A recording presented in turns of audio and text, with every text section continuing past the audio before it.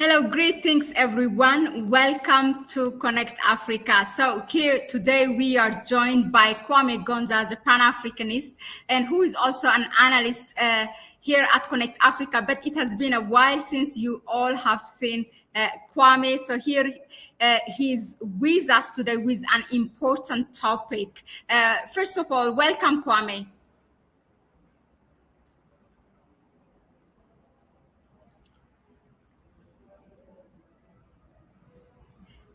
You're muted again. Sorry. Greetings to everyone. I'm really glad to be back to speak to you all. Greetings, all of you from across the world. We love you, and we are here to serve. Thank you very much.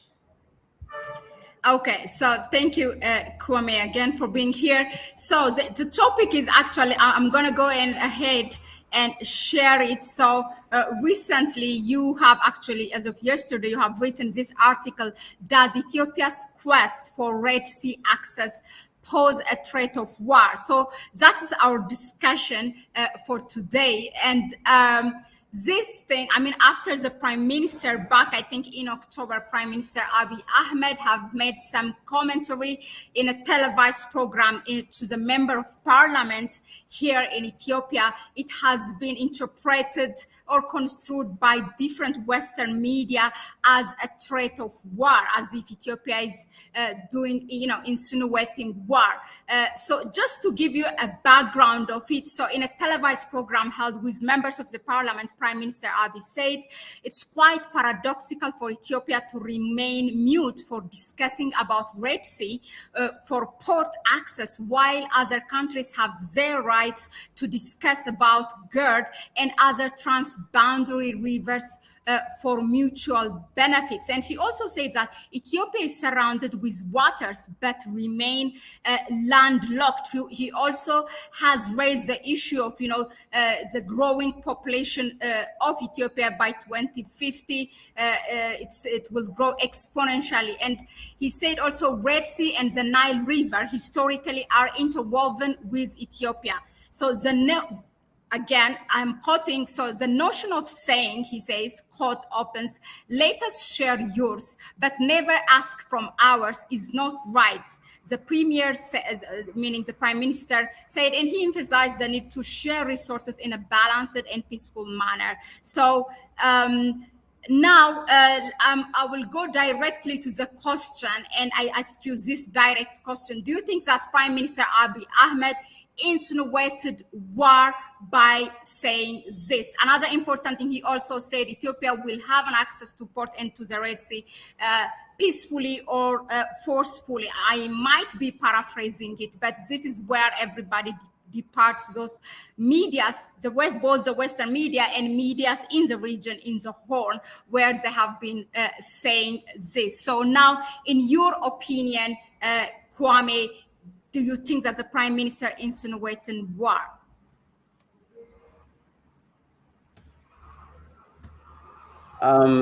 Thank you, Mahlet. I hope everyone can hear me very well.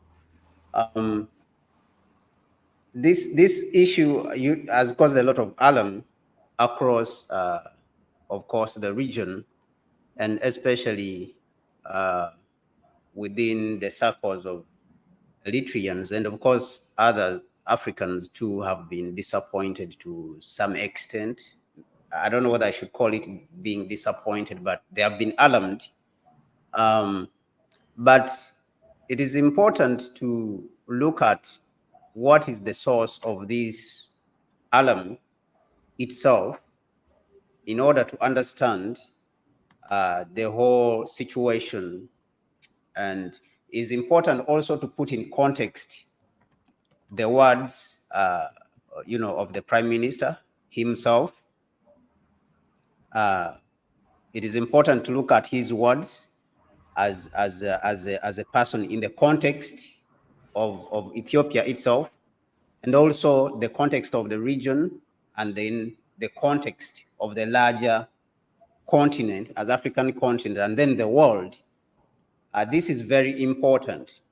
Now, unfortunately, unfortunately, many people have been looking at this situation from only a single dimension. Okay, they are looking at it from only one point of view. You know, when we are talking about engineering, for example, they talk about 3 dimensions. Even in some cases, they have started talking about 5 dimension, 4th dimension, and 5th dimension, and stuff like that.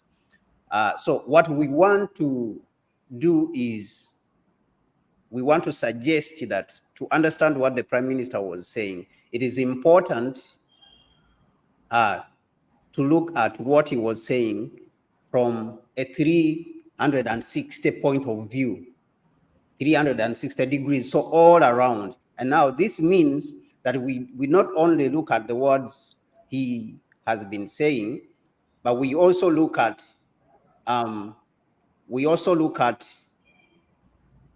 actions he has been taking, not only in Ethiopia itself, in the region, in the East African region, on the African continent, and on the international stage.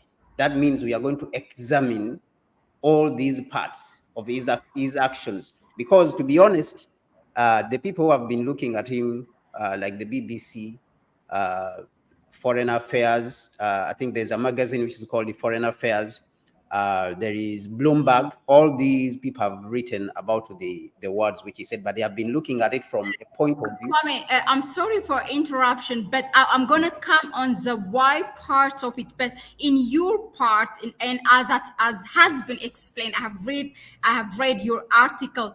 In your perspective, in your opinion, do you think the Prime Minister is insinuating what, departing from what he said?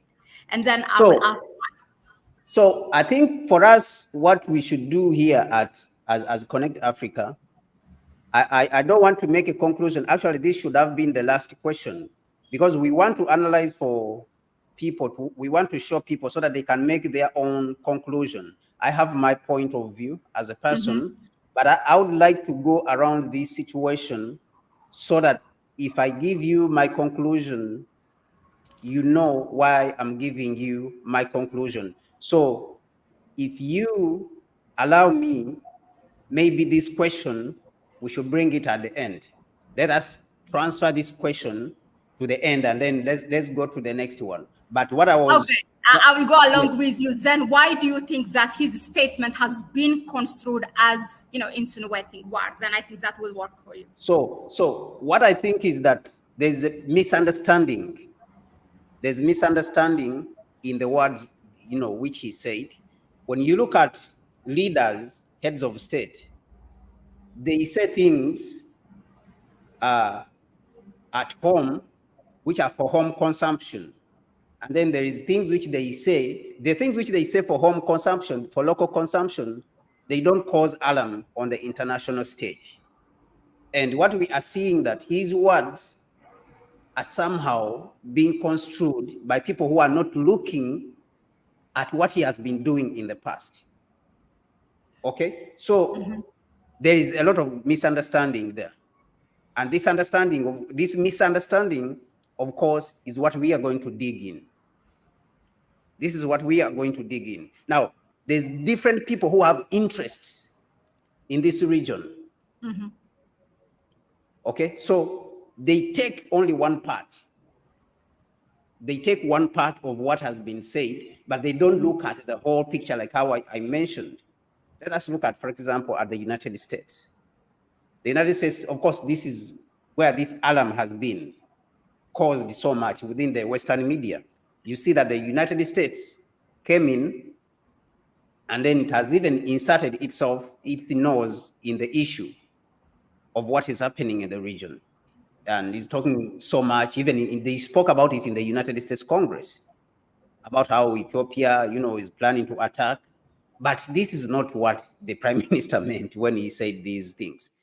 The words he said, that they want to have access to Ethiopia, they want Ethiopia to have access to a port because of the situation in which Ethiopia is. Ethiopia is being the fastest growing economy. This year, 2023, they have said, the figures came out and they said that by the end of 2023, Ethiopia is going to to be growing at 13%. Now, the analysts have said, some of them actually who are just biased have said that this is because of the war, because it has just come out of the war. That is why it is going to grow at 13%, but it is facing a lot of economic problems. But if we remember, even before the war, Ethiopia was growing at 10%. It was growing faster than the rest of the African continent. It was the fastest growing economy on the African continent. So it shows you that some of the people who are doing the analysis, they are biased. Like if you look at the article which was published in the BBC by a Western analyst in himself, he said that Ethiopia has lost around 200 to 300, soldiers, part of its military, about 300 to 200 to 300. But when you look at the Ethiopian military, it has about 162,000. So you can see that somebody is quoting, the wrong figures. You see, he's quoting the wrong figures, and this is misleading. Now, another thing which you can look at that is misleading. This is deliberately misleading. This is what I want to point out when it comes to the Western media. Why are his statements being misconstrued? Now, at least the right thing, which they one thing which they got right was that in this article which was published in the BBC, they said that the Prime Minister is someone who is unpredictable. At least that is one thing which I can take that they got right. So because this man has been unpredictable, now this is causing a lot of problems. The Americans themselves, in many cases, they don't know what he's going to do next. And we saw, information came out recently that the Prime Minister was having someone who was spying on the United States during the war. It is very rare for African heads of state to have this capability. So this shows you that this is someone who's very intelligent. And what distinguishes someone as an intelligent person is the fact that it is difficult to read what the person is going to do next. And this is what the BBC was saying, and the analysts, the Western analysts are saying, that the Prime Minister has somewhat become unpredictable. It is difficult to know what he's going to do next. Now, this is a mark of intelligence and wisdom, which very many people don't know. So this is what is puzzling the Western world, that they are not understanding what the man is trying to do. And it's like when they communicate with him, he tells them a different thing. And then when he comes back home, and even in the region, he does a different thing. And you have seen him going around Europe, and so he's very cunning. So I think that there is a lot of misunderstanding when it comes to the Prime Minister, and that is why these statements are being misconstrued, both on the international stage and even within the region.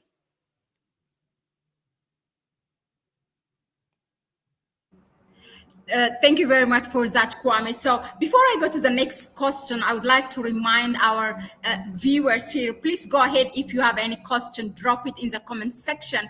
But the reason that we have Kwame today here is it's not because he has written an article on this topic, but it's also as a Pan-Africanist who has followed the Prime Minister specifically for the past few years, I would say, at least from the time that I know you, during, where Ethiopia has that with the guard negotiation and everything, you have been following the Prime Minister particularly, and that's why your experience, your sharing, your view, your perspective here will bring a fresh perspective as opposed to what we have been hearing on the Western media. So I just wanted to throw that to our viewers. And the whole objective of having this discussion is also to bring a clarity, to bring that Pan-African perspective. So if you are Pan-African and have still a different view, you're very welcome to drop your comment and have another discussion on another time. But I am very, very sure that because I have read his article, it will give you what Kwame will discuss today, will give you a very fresh perspective on the topic. Now, let's continue on the question. And Kwame, so why do you think is the whole motivation of the Western media or the Western governments, accusing the prime minister that he is, insinuating another war, taking Ethiopia to another war, to the third, fourth war, as we have been hearing on BBC, the American medias, and also even first spot of India. Now, do you think that they are just based on now your reasoning from what you have just said, do you think that they are just projecting their wish? So when it comes to politics, international politics, one of the reasons President Putin went to Saudi Arabia with a lot of security is that when it comes to international politics, like there's no forgiveness. Like these nations, they don't forgive. So that is why you see that on one side, the United States worked with Saddam Hussein, and then on the other side, I'm talking about when it was coming to attacking Iran, they worked with Saddam Hussein to try to attack Iran. And, during the Iran-Iraq war, the United States was on the side of Saddam and supporting him. But they turned around and then came and beat Saddam and even hung him and killed him, as you saw. So the United States and the West still has a lot of grudge on the prime minister himself as a person, and Ethiopia as a country, of course, and his leadership. This mindset, this thought of wanting to overthrow him has not gone away. And why? Is because he has eroded their influence in the region. And it is not his fault, it is their moves. It is because of their moves which they have been making, even on the international stage, the destruction of countries and double standards. So they will never forgive him for this. And I think he himself understands it very well. Because I assume that he's a smart person. I assume that he's a very wise leader. He's one of the wisest leaders we have on the continent right now. So I assume that he is aware of this. So this teaming up with Eritrea during the rebellion, the Tigray Rebellion, which happened in the north, and defeating the United States, which was behind. This is just like Putin defeating Ukraine. It's a defeat of the United States. So this is what it is. So this was a defeat of the United States. The prime minister came up with this narrative of African solutions to African problems, and he amplified this, and the African Union picked it up. And when they picked it up, this alienated the United States. Even when if you remember what happened in South Africa with the negotiations. And of course, the prime minister himself may have made some mistakes, especially when it comes to Eritrea and Amhara, not including them as part of, the negotiations, because the Amhara and the Eritrea fought together in defeating the rebellion. Of course, he may have overplayed his hand, but I believe that this is a mistake which he can correct. But somehow, there is a way they are taking information which was supposed to be for internal consumption. We have seen President Biden making remarks about President Xi and calling him a dictator. Not once, not twice. But President Xi was not moved even when he was in the United States. He called President Xi Jinping a dictator when President Xi Jinping was at home in China. And then when President Xi Jinping also came to the United States recently, when they met in California, Biden called Xi Jinping a dictator when President Xi Jinping was still in the United States. But President Xi Jinping, overlooked it and went ahead. So these things, leaders say them for local consumption, for internal consumption. We have seen President Museveni on numerous cases even abuse the West. If you go on the internet, you can see videos that say that these people, they don't have wisdom, they don't have understanding, they have lost it and stuff like that. You see, so when it comes to the way they have been interfering in Africa with gay, agendas and activities. So these things, Museveni says them, but they are for local consumption. Sometimes he says them in the local language. You see, recently we saw President Museveni's son said that he would attack Nairobi within 1 day. It would take him with his Ugandan army to attack Nairobi in 1 day and defeat it. And we saw him making remarks about Ethiopia also, how he, he would come and support Tigray and stuff like that, because he thought that the prime minister was, the government was attacking the Tigray people, so they deserve to be defended and stuff like that. So these things are made by nations. But so that's a very good analysis, but we haven't seen the West being so critical against Museveni or neither on his son. Why are they critical against the Prime Minister Abiy Ahmed? So they are critical of him because they never forgive. They never forgive him. They have never forgiven him because of alienating them, and they feel isolated from the place. That is why they are trying so much to insert themselves in the sport and claiming that they are on the side of Ethiopia. They are jumping onto this situation to say they are on the side of Ethiopia, or they are talking for Ethiopia. If you look at the congressmen in the United States, or they are talking for Ethiopia. Ethiopia has said that he wants this thing by peaceful. They are just inserting themselves in the situation because they have been alienated from this. They have been isolated from the place. Because you look at places like Eritrea, they are not there. Ethiopia, they had been alienated. You saw the Secretary of State, Blinken, coming there, and still things were not okay when he came to Ethiopia. Things were still showing that they are not okay. Ethiopia is still not okay with it. All these human rights, labeling, human rights and removing Ethiopia from human rights violation and all this. So this is an attempt to get Ethiopia back on track. So this is the interest, because it's the biggest nation in the region, and you have to have control over it. And they do not want this, they do not want a way whereby Ethiopia is out of their control, which is the second biggest nation, is the second biggest populous nation on the African continent, just to tell the people. And it is an economy which has been growing fast, really fast. Is the fastest growing economy, like I mentioned, 13%. This year is going to be, by the end of this year, is going to grow by 13%. By 2020, it has been growing by 10% and going forward. So there is a lot of interest in the control of this region. So they are finding all the way to regain the influence, because that influence has been lost. They are finding all ways to regain that influence, either to gain influence and have favor in the eyes of the prime minister, or remove the prime minister and put a different person who they can be able to control. So this is the reason why the United States is very interested in this region.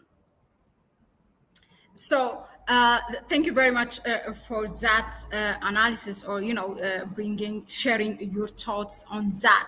Now, one of the country, of course, just to clear the elephant in the room, that they have been saying Ethiopia is insinuating war against who? Is against Eritrea. And we have seen Eritrea was not that much, in fact, we can say that the government have been silent, but I will come to that question. Let me just ask you this.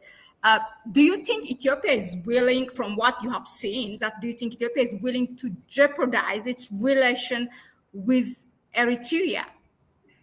I think that does even that make sense for you? Yeah, it really doesn't make sense. But like I said, what we are saying, we are not saying that it is not possible that they can, that it is not possible for there to be a war. Okay, but we are using the data, the actions of the antagonists surrounding, and mainly, which is the Prime Minister Abiy. We are using his actions, we are analyzing his actions and looking at him from all angles, from what he has been doing, to reach a conclusion, or even to give our viewers themselves a chance to conclude whether it is possible that it is going to be a war between Ethiopia and Eritrea. And one of those reasons is that when you look at 2000, the year 2000, Ethiopia signed an agreement for the demarcation of borders with Eritrea. And that agreement actually was laid, it was signed in Algiers. Now, in that agreement, it was led by the Organization of African Unity, which is the African Union today. So, of course, the United Nations too played a very minor role, but it was majorly led by the African Union, which was the Organization of African Unity at that time in 2000. So, for me, when I look at it from this point, for me, I see it as unlikely that it would be a war. I see that it is unlikely that Ethiopia would disrespect the African Union, which it has trusted in the past in settling this situation in Tigray, and it is the same African Union which led the signing of that agreement. I think that for me, it is unlikely that Ethiopia is likely to, to dishonor this agreement and disrespect the African Union. It would be a very big mistake. And even those people who don't like Ethiopia, they would jump on this and say, you see what we told you? They don't respect the African Union. The African Union headquarters should be removed from Addis Ababa. So this is one point. This is one point. Yeah, this is one way of, this is one point of looking at it. So it is unlikely that Ethiopia will do such a thing. It is unlikely that Ethiopia will do. So we didn't say, so I want people to listen carefully. We have not said that it is not possible. It is possible, but the chances are very slim, extremely, extremely slim, that Ethiopia would jump on this and disrespect the African Union, which led these two agreements, in which Ethiopia itself trusted the African Union to solve this problem and reach these two agreements. So that is one thing. Now, when you look at Eritrea itself, when the Prime Minister came to power, where did he first go? He first tried to make amends with Eritrea. His first visit immediately was Eritrea, to go to Eritrea to see that he makes amends and there's a good relationship with Eritrea. That is one thing. And of course, he's a politician. Of course, other people may say that because he's a politician, or maybe he can turn around and start moving in a different direction. Fine. I mean, that is possible. But we have other issues surrounding this situation. For example, Ethiopia's entrance into BRICS.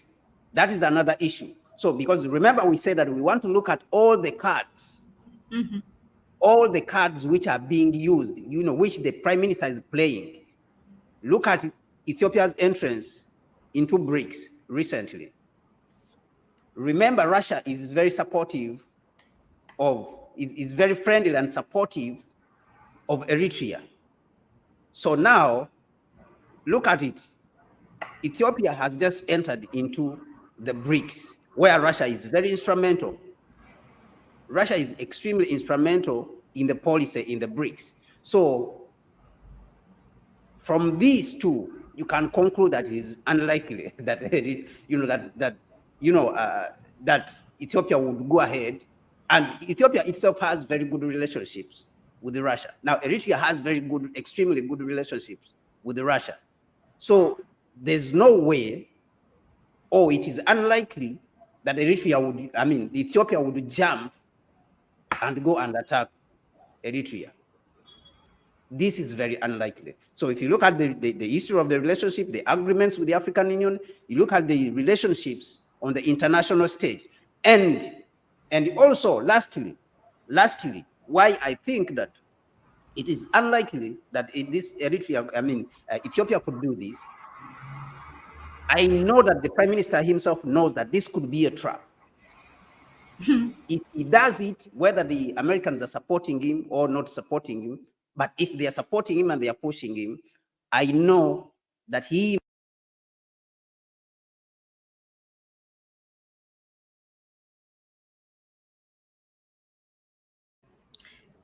It looks like we have lost Kwame technically, but I'm sure he will come back.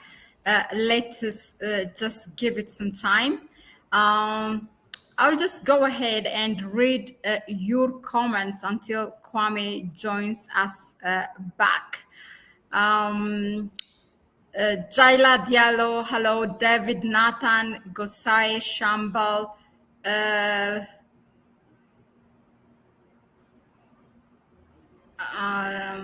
Karen Seven, Brother Voodoo, and then an Eritrean post. Yeah, thank you all for being here and for commenting.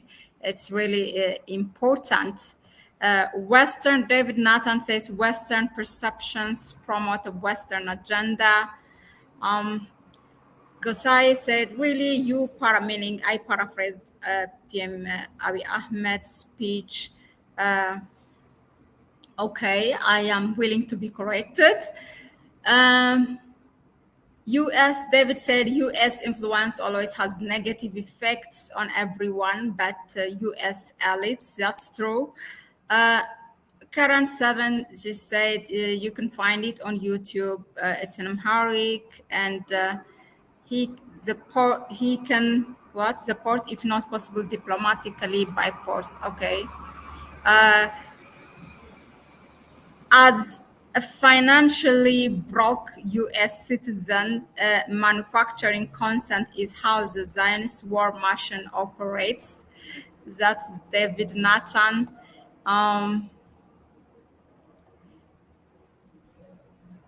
The best solution is remove Doctor Who.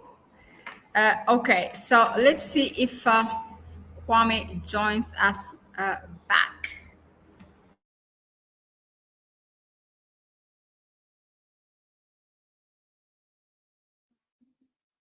Yes, Kwame, just to help you to continue from where you stopped, you were mentioning the last point why you are saying it's unlikely the war will happen because if the US is doing this, he knows it's a trap.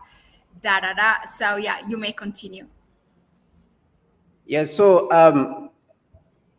from what I was saying is that from a regional level, from a continental level, and then from an international level, if you look at what the Prime Minister has been doing, it's likely that his actions lead into the direction of putting Ethiopia into a war. And of course, I mentioned the previous agreements which had been signed, including the agreement which was signed in 2000, whereby it led to the recognition of borders between Ethiopia and Eritrea, and the agreement which was led by the African Union. I mentioned the fact that the Prime Minister has helped Ethiopia to go and be part of BRICS. And we know that Russia has very good relationships with Eritrea, and also has very good relationships with the Ethiopia itself. Even when the Prime Minister Sergei Lavrov was visiting various countries on the African continent, he visited Ethiopia numerously because he thought that this is one of the reasonable countries, on the continent, which have this ability to stand on their own, to have an independent foreign policy, and they are not being controlled and coerced by anybody else. And so when we look at all this and we sum it up, for me, it gives me a different thinking that there may be some agenda between this narrative that is being pushed. And of course, we mentioned that from time to time, leaders mention things which are for local consumption. And he may have wanted to mention this to show the country that this thing is critical and we need to do whatever we can to secure a port.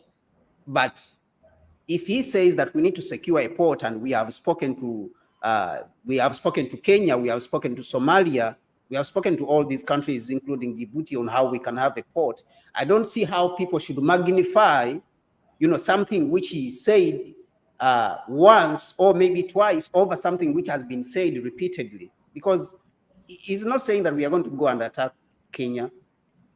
So I see that this thing is being blown up, is being exaggerated at almost hysterical proportions, yet there's nothing here. and it is being exaggerated because of certain agendas that people want, in the region. And of course, one of those things which I see is that there may be some hidden agenda to try to completely break the relationship between Ethiopia and Eritrea. So this is my point of view. So I don't see the likelihood that there may be, this kind of conflict or provocation between these two countries. Very clear. Thank you, Kwame. You have listed out why you don't think war is unlikely between these two countries.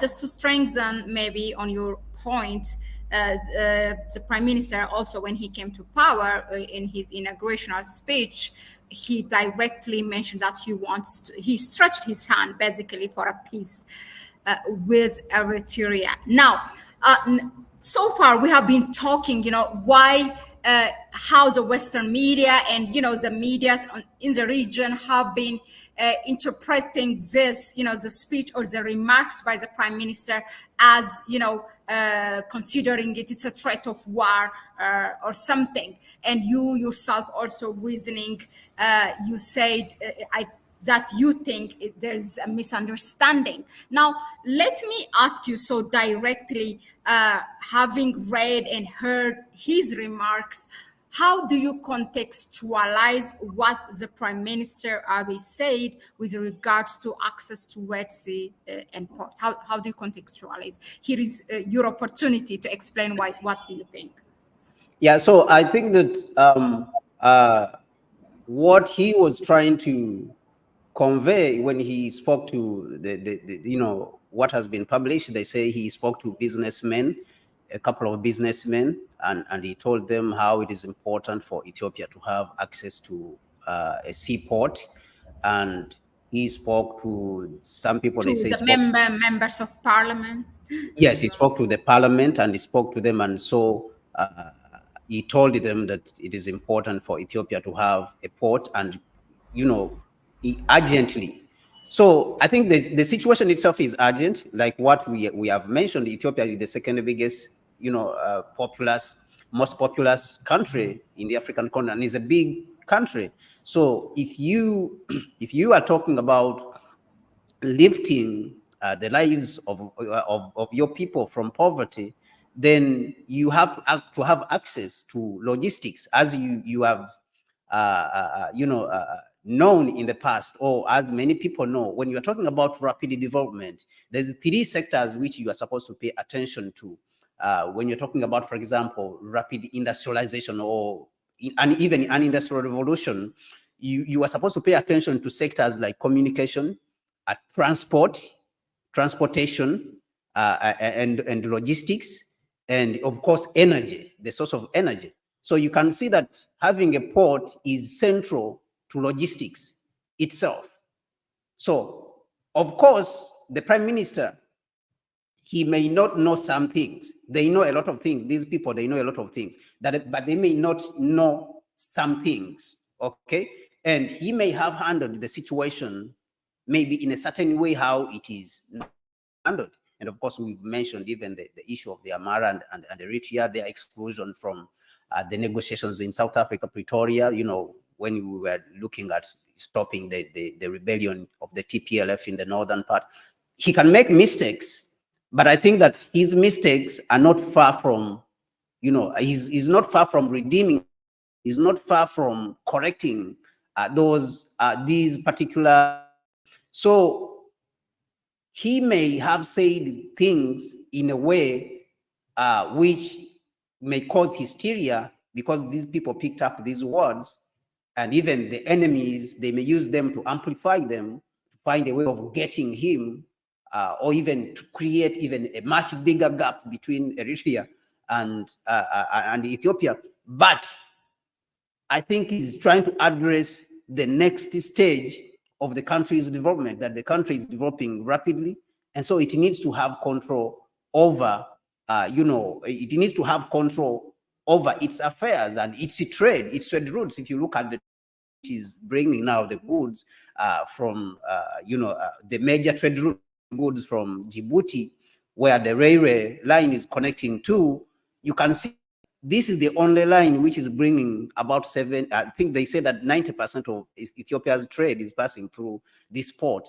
And this port, this country in Djibouti, you have the United States military, and which is hostile to Ethiopia already. It is hostile to him. So if the United States wakes up and decides to cut off the trade, then it's going to affect the country. So that is why he said that he has spoken to the port of Lamu, he has spoken to Somalia, and he has spoken. So all these people he has spoken to, they're not talking about them, they are concentrating only on Eritrea. So you see that this is where you see that there's a lot of exaggeration. So someone is just addressing the urgency of the situation. So now, because people, they think that Eritrea is the weakest in the region, so then it is the easiest to say that he's going to attack. And actually, which I don't think that Eritrea is the weakest in the region, because the Eritreans, they are very determined when it comes to fighting. They are very dangerous people when it comes to the, resilience, and stamina and fighting on the front line. They are very, very resilient. So people are not picking on Somalia, which I think is the weakest in the region, because so it's just even being helped by countries in the region like Uganda and all Kenya and Rwanda to build its military to put it back. So why would people not say that he's going to attack Somalia and say that he's attacking Eritrea, which is already even more organized? So you can see that he's trying to address a situation which he thinks that is urgent, that be addressed. And at least Ethiopia should have alternative routes, so that if one trade route is, interrupted, then, you can rely on another trade route to be able to sustain the country. Because if they cut off your trade route, like if the United States cuts off the route in Djibouti, where it is present with its biggest military base on the African continent, then what are you going to do as Ethiopia if 50% of your trade is cut off? So what are you going to do? So people are not seeing the urgency of this situation, but he is seeing it for the future, even for the future of the country. And so that is why he spoke to the parliament and he spoke to the business people. Why? Because it's business people who require these trade routes. It is the parliament which is going to play an instrumental, an instrumental role in maybe passing legislation. If it is, for example, giving, like what they mentioned, the 30% of Ethiopian Airlines to Eritrea. So these are things people are not, talking about. People are not talking about the real issues, the real concerns and the real concerns which are being addressed here. Instead, people are concentrating on creating hysteria and exaggeration and unnecessary excitement. So these are the real issues. These two institutions, the business people and the parliament, they are the ones who are determinant. They are the ones who are determinant if you are going to put up a policy, a very strong policy, to give out 30% of Ethiopian Airlines, or maybe you want to give out shares in the GAD. You're supposed to pass these things in the parliament. You're supposed to get support from these people, these two groups of people. So I think that this was, for local consumption internally, so that the people can be able to understand that this situation is critical, but maybe addressed it, and then other people picked it, and then the enemies picked it, and then they started exaggerating it on the international stage.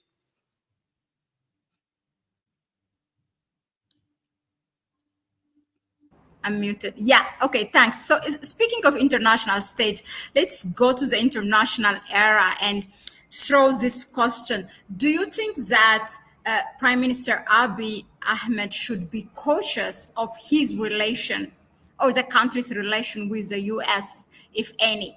You have touched some things before, but you might. Yes, I think that he has to be very cautious. And of course, some people have said that it's likely that he concessions to the United States when it comes to why the United States removed Ethiopia on the list of countries, the so-called lists of countries which are violating human rights and stuff like that. Why the United States stopped putting pressure on Ethiopia and stuff like that. That it people say that it's likely that the prime minister may have made some concessions. But if this is true, like what we are saying here is that we are basing on the actions, like it has already been said by even these Western analysts, that this is someone who is very unpredictable. So we are also taking him like that, that this is someone who is very unpredictable. And this unpredictability, comes from him being a very intelligent person, or at least the people surrounding him are very intelligent people. They are very wise people who are giving him very good advice. So this is what has given him his sturdiness, his ability to stand and, overcome the challenges which he has overcome. And leaders who are not wise, they are beaten by the system. Numerous cases, but this is someone who has passed through some challenges, some really tough challenges. We saw in Britain, Theresa May, a few, I don't know whether she was even up to a year, she had to resign. Liz Truss, the Prime Minister of Britain, less than a month, she resigned. Cameroon, less than a month, he was there and he instigated people to vote in Brexit, and he was beat down and he resigned. So these are not easy. Even in Ethiopia itself, the Prime Minister, Haile Mariam, resigned. So if you are not strong, if you are not wise, the system will beat you. So at least so far what we have seen, and what even the Western media itself has said, that he's unpredictable, he operates in an unpredictable way. So we should at least appreciate his intelligence and his wisdom. Now, for us, the actions surrounding him, like what we look at him in 360 degrees, this informs us also that he is aware of the moves that the United States is making. He's trying to make in the region. And for us, what we see right now, it is easy to conclude that because the United States has been defeated repeatedly in this region, it still wants to put a foot in there and have a control in the region.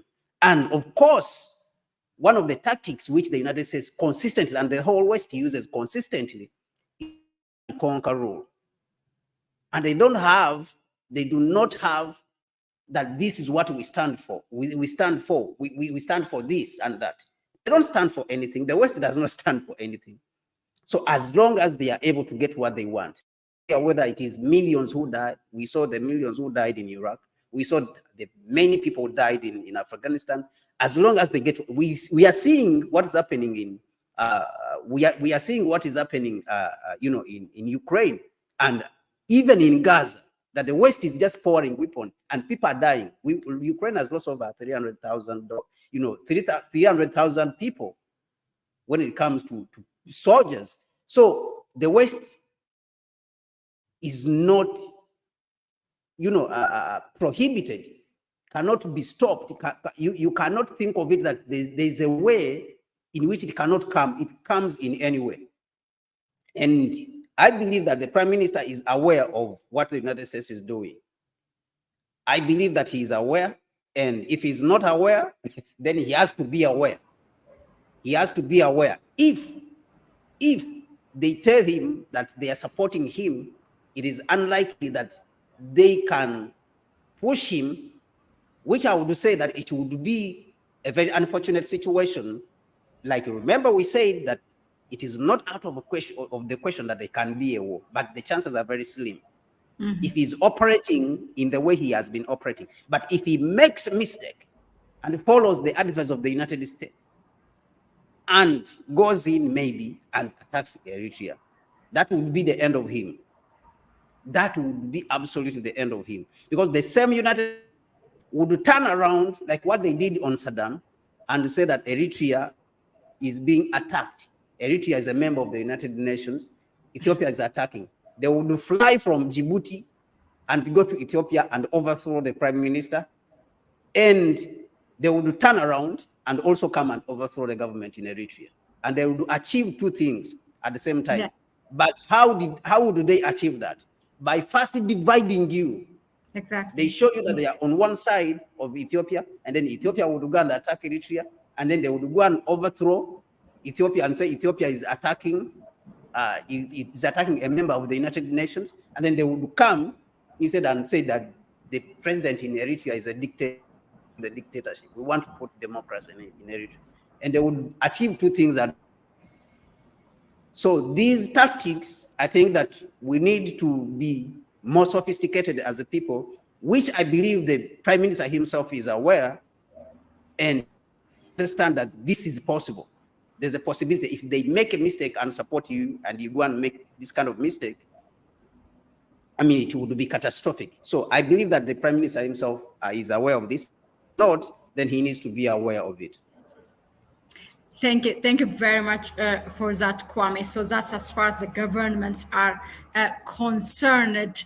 Of course, turning around, the two people against each other that's what the U.S. wanted, and it's a very obvious policy of the United States. Now, as a people, okay, so far, as I said, there's a silence from the government of Eritrea. We may have read in different, media platforms of Eritrean media platforms, but really the government did not directly accuse the prime minister or come and said, okay, no, construed it as insinuating war, the remark of the prime minister.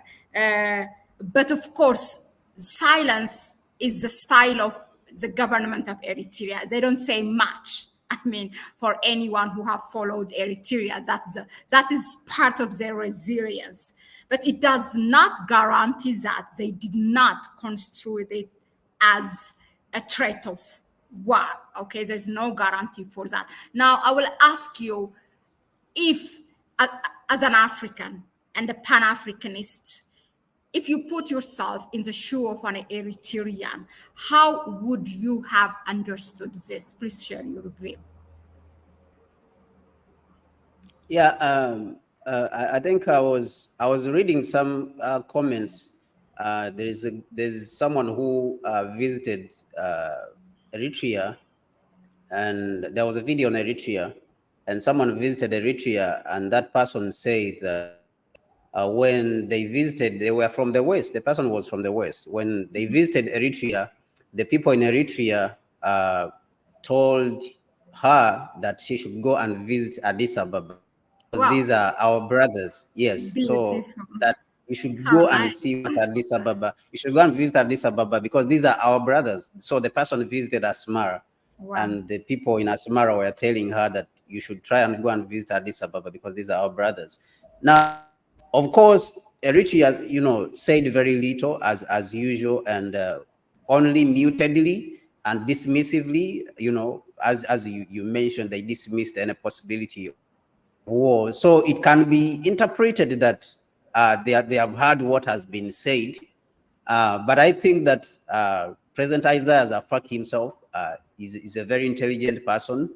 And even when you listen to what he was saying when he was in Russia, and the comments he made in Russia when he was speaking to President Putin, they themselves, they show you that Eritrea is ready. And if you look at how it trains, how it conscripts people, that everyone is supposed to be part of the military, all in the country is supposed to be trained, in the military to a certain extent, so that there can be some sort of like reserve, apart from being active, having active military, everyone knows how to shoot and how to fight, on the front line. So this shows you, for me, that Eritrea is ready for anything. But also there's another interpretation in which you can look at, there's another angle in which you can look at it from.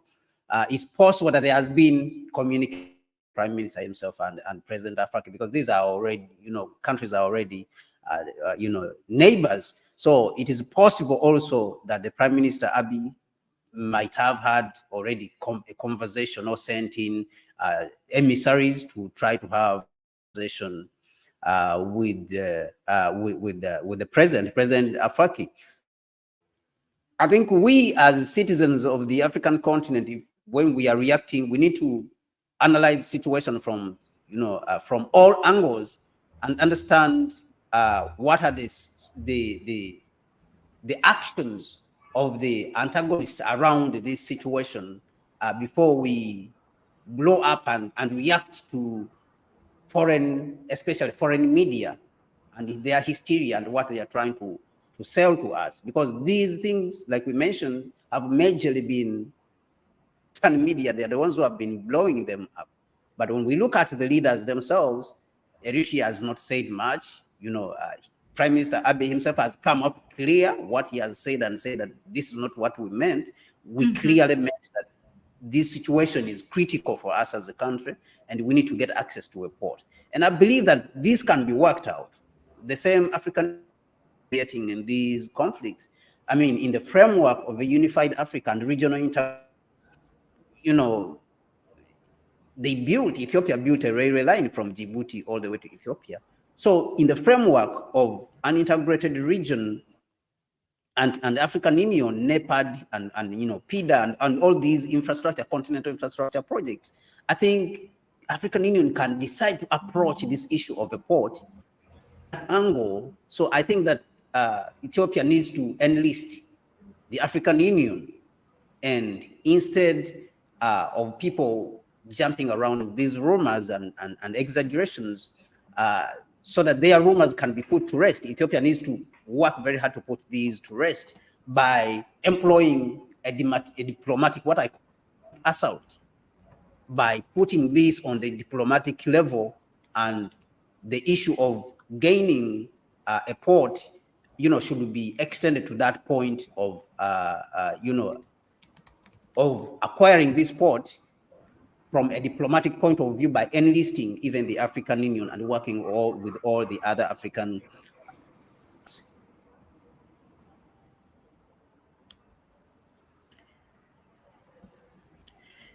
Thank you very much, Kwame, for that. I've got two things which I think both of them might need less than a minute. Now, having analyzed all this, do you think that what has been said by the Prime Minister could have been said better or in any other way? As you said, there are things to be said for local consumption. There are things that are said for international consumption. Now, with regards to international or even for local, because this thing has also steered things locally. So do you think it could have been said better in any other way, quickly?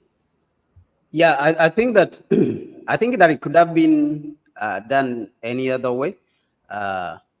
Yes, there's other ways in which it could have been done and said, like to say we are working with our African brothers to urgently to gain access to a port. But like we said, he's a human. Being a prime minister does not exclude you from being a human. You don't become a perfect machine. Even machines break down. So if you're something, maybe your intention was for local consumption and it is blown up, that is a mistake, but it is not so much of a mistake if you intended the for local consumption and maybe someone else, which you thought that he's a deep, leaked the information which you put out. I mean, we have seen these situations even with the United States. From time to time, information is leaked out, and it creates embarrassment for the United States itself or for Europe.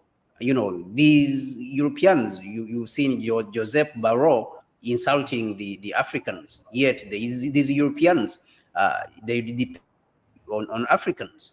So we have seen these kind of embarrassments, numerously, even in Ukraine war, documents leaking. We have seen these situations. So these should not be made look like it is exclusive to Ethiopia or is exclusive to the prime minister. So he's not a machine that is supposed to be, when machines also they break down. So it could have been said better. At the end of the day, he's a human being who can make mistakes. So that is how I can think of it. But all in all, I think that Ethiopia needs to work with the rest of the region. Yeah. Yes. Yes. So Ethiopia needs to work with the rest of the region to secure the access to, very quickly, in that direction. Yeah. Thank you. So finally, I think I have changed my mind. I started with a question. Okay, Kwame, what's your opinion?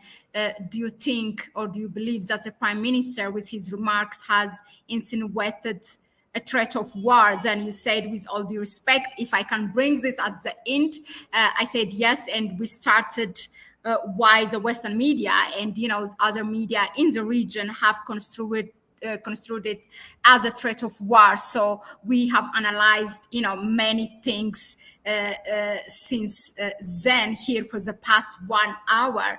I'm sure this has been really informative. If you want, I mean, it's now from what we have discussed and you have analyzed so far, it's very clear. To make a conclusion out of it, it's open. If you want to leave it like that, it's very fine with me. But if you still want to comment, you go ahead and you can say something. But yeah, so let me just give you.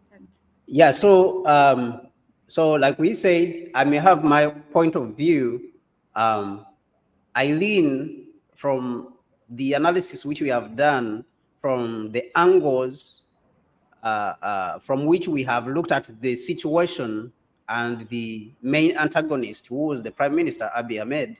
I lean majorly towards the idea, the view that there's unlikely to be a war, because the Prime Minister himself did not mean a war, but he meant to address the issue, the urgent issue of Ethiopia's trade, because Ethiopia is growing at a rapid rate and therefore is industrializing.